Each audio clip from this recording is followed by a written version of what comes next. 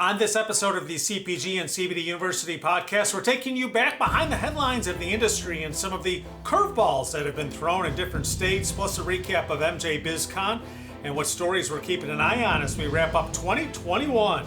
This is the CPG and CBD University podcast, and it starts right now.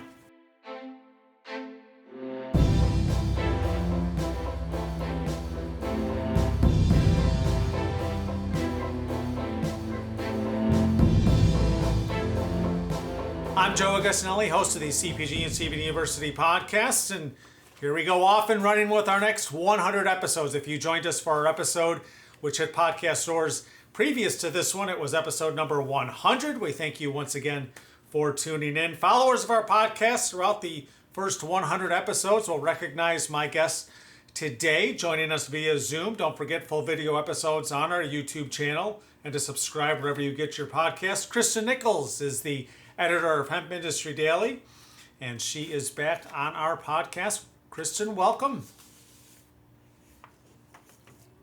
Anytime, and it's been busy since the last time. We say that every time you're on, but it just seems we've got a couple of curveballs, if you will, thrown our way. The World Series just ended not too long ago, so there's the baseball term getting thrown in there. We'll get to the latest news and headlines in the industry, but first, let's talk fun. And that's MJBizCon. It was back as a live in-person event. Saw some of the social media stories and pictures that you shared on your feed on LinkedIn, and obviously that MJBiz had shared throughout the conference. How did the 10th annual event go, and how was it to be back live, seeing people in person? It was bizarre, but awesome. Everyone, I think, was super pumped to be there. But attendance was down, just like acreage, and the hemp harvest is down. A lot less interest in hemp as a side business. Maybe folks either that were already in the hemp industry, more interested in moving to the THC side, or folks have exited cannabis altogether. I'm not sure. But they were happy with the attendance overall for the conference, just not the hemp side. There was, big crowds. Difficulty getting people to wear masks sometimes, but not as much problems as I think they were worried about. And so far, fingers crossed, we haven't heard of anybody coming back saying, "Oh, I tested positive after going." So, what were some of the highlights of the show? I saw one of the interesting takeaways was the Hemp Industry Daily forum that discussed changes to the 2018 Farm Bill. We're just coming off of Election Day at the recording of this podcast episode, although not a huge election year. Could changes come in the hemp farm bill? Sure, yeah. Those are the highlights. I think a lot of anticipation already of what people want to see happen in the next farm bill. Every 5 years, Congress cracks that open to change farm policy. So as much work as we've done adjusting to the 18 version, it could all change in 23. And that work is happening right now. If you're in Washington, folks are already heavily lobbying for that kind of thing. So a lot of people are looking strongly for hoping that Congress will raise the THC limit between hemp and marijuana to 1% THC. Other folks want to see changes to testing policies, giving states more flexibility, letting them remain under pilot program rules as long as they want. I'm not really sure the prospects for all of that, but the other interesting thing I thought that really came out in our discussions in Vegas was how many people are thinking deeply on both sides, whether they would like to convert to high THC cannabis production or processing, if really when that's legal, or if low THC is their lane. And where they want, is it a threat or is it an opportunity if your state, passes rec? And how do things change for me? All those kinds of debates, and there's not a great answer. It really depends on your own business, but that was what a lot of the discussion was about.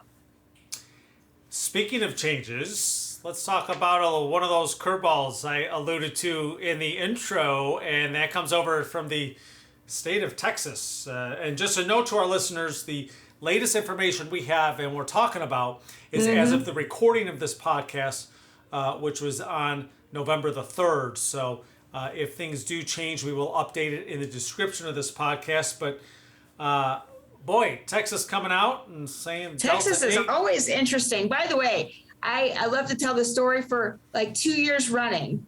We check the analytics on our website, what people search, right? And number one was Texas, all lowercase, and number two is Texas with a capital T. Like that, people are super interested in what's happening in that Texas, such a big market. So here's what's the latest. The Texas State Health Department, which everybody there calls DISHES, I think it's cute. This is the department that enacted a ban on smokable hemp. Then the industry challenged. That was ultimately thrown out. The health department issued a ruling. Again, this isn't law. It's kind of their interpretation of the law. The health department said, we don't think Delta 8 fits, Delta 8 THC, if it's been converted from CBD, that's not hemp, that's not legal. There were a lot of people that were selling Delta 8 THC products under the impression, of course, that it was legal. Lawsuit ensues, and the first step was whenever there's a law that hurts your company or you don't like or you think this is not right, the first thing you do is ask a judge for an injunction or a temporary restraining order, which basically says, tell the government, whoa, let's take a look at this before you start, fining people or putting people in jail. That's a very common first thing you do whenever the legislature or Congress passes something you don't think is right, or that they do, or somebody does something that you don't think is right. Okay, so Delta 8 manufacturer, a retailer, not a manufacturer, Delta 8 retailer in Texas sued in Austin looking for, again, that temporary injunction just to say, hang on, let's take a look at this. We want to look at this with some lawyers. And what the judge said was no, which was surprising because usually that's kind of a no-brainer that they at least say, okay, we'll look at it. So it's way too soon to say where this is going to land, but that's such a big market. So right now, if you're selling Delta 8 products in Texas or making them in Texas from hemp-derived CBD, the interpretation is that's not legal in Texas. Now, the $1 million question is, what does enforcement look like? Just like the FDA, if I'm selling it in a gas station, what is my local sheriff's deputies going to think when they walk in and see it? That's an open question. So all eyes on Texas right now.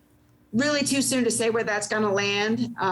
But I think another thing that is so interesting about Texas is that their state legislature only meets every other year, which means that if there's something people don't like, it takes longer than most states to get the law changed. So wherever that lands, it's going to be pretty influential for the next couple of years and change the market there. And speaking of change, more changes fresh off of the recall election in California. Governor Gavin Newsom signed into law California's new CBD law, and it's attracting a lot of attention from manufacturers worldwide. What the changes and why all the attention? Okay, that's another, maybe the only thing bigger than Texas, of course, California, the world's 5th biggest economy all by itself. Here's why this is such a big deal for everybody. If you've ever been in the natural or dietary supplement or natural products space, that people that make things like echinacea or vitamin C or any of those products look to California because they say if you can be sold in California, you can be sold anywhere in the world. They have the toughest testing and labeling and purity restrictions pretty much of anywhere. So right now, for the last 3 years at least, their health department there, not the Texas health department, the California health department, their interpretation has been the FDA does not allow CBD in food drinks or dietary supplements. It can't be sold here. That has been spottily enforced, and they are commonly sold in dispensaries. Anybody watching from California probably knows, what are you talking about? It's at the corner market right here. So it has been kind of up and down how it's been enforced. But now the change in a bill that was passed last year that you mentioned, the governor signed right after succeeding and defeating a recall, staying in office, This will, again, go to the California Health Department to write those rules. And that is why there's so much interest. What are they going to look like? Will there be dosing limits, which no state really has right now? Or some states have something like it, but what is that going to look like? Well, how is it going to be sold? How will it be tested? Will it be tested like pot or marijuana or higher THC cannabis products? A lot of manufacturers in the high THC space feel like it should be. We have to do X, Y, and Z testing. CBD should have to do the same. So that's going to be very influential for companies, maybe like yours or like companies in Canada and all over the world that are interested in selling into that market. For example, probably one of the largest companies in cannabis right now is this company, Canopy Growth in Ontario, outside Toronto. They have been red light on entering California because of all the, again, it's a big company. They're publicly traded in Canada, not interested in getting sideways with regulations here. The second that California law passed, Canopy, boom, announced a huge rollout in like 45,000 stores in the US of some CBD drinks, like sparkling beverages. It's not just that they're selling in California, they're selling everywhere now because they have that certainty. Again, they prefer it from the federal government, but this is the next best thing. So that's why it is so interesting to so many folks. And, that's an interesting point. So when we talk about waiting on the federal government, but does it really just take a couple of these high impact states, Texas, California, to have laws like this that may finally push that federalization we've been talking about since this time last year? Yeah, and there's precedent for this, whether it's fuel efficiency standards, again, air quality standards. There's lots of things, in fact, where the feds kind of follow big states. So this wouldn't be the first time that ever happened. Although I have to point out, California was the very first cannabis rebel, if you will. 1996 is when they passed medical. Here we are decades later, still no change in this controlled. There was a big belief. The reason that they started going to states to blow everybody's pants off is that all these cannabis reformers in Washington were a big joke. Nobody would meet with them. Nobody would return their calls. Back when people sent faxes, they were just a joke and a half. So they decided, and this is back in the 80s, like, okay, if we're going to do this, we have to go to states because no one's ever going to take us seriously. No one's taking us seriously here. So that started in California, and they thought, aha, when California goes, then they'll have to listen. And this is like in the Clinton years. So we all know the federal government has continued to just not listen. Even when DC legalized adult use marijuana, DC is like, Congress is like, no, they just ignore it. So I think it's coming, but it's slower than folks hoped. And what a better way to transition into my final question of the episode and maybe of the year for us before we get together again. It is the middle of November, as crazy as that sounds. We don't expect anything on the federal level, obviously, for the rest of this year. But what do you keep an eye on for these, final 6 weeks or so of 2021 in making news? Well, we're going to still stay in D.C. Back, of course, Texas and California, which you already talked about. But even though no one expects there to be big cannabis reform in Washington right now, Congress, of course, is still chewing over this enormous potential infrastructure or spending package. And here's why that really matters for hemp.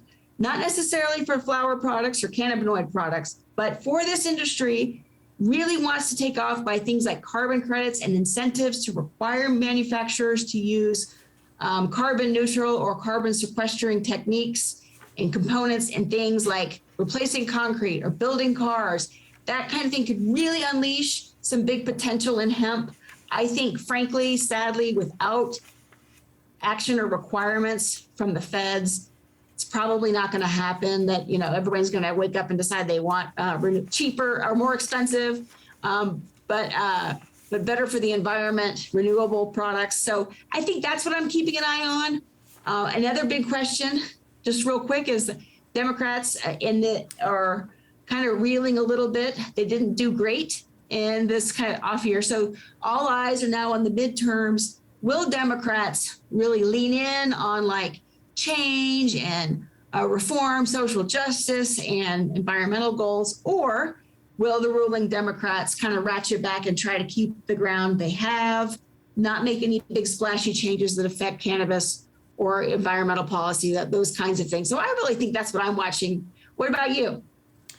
Yeah, no, I think it'll be interesting going into 2022. I mean, we've talked about this for the regulation, but, it seems like momentum has come to a stall here in 2021. And, as we go forward, I mean, a year ago, and we talked about this on a few past episodes, we weren't even talking about Delta 8 as a potential top story for 2021. And here we are 11 months later and still talking Delta 8 and big changes from states. So it'll be interesting to see where we head into the new year. I can't wait. And we will get back together at the start of that new year to get maybe some predictions for 2022 and see where the industry is going to go. How does that sound?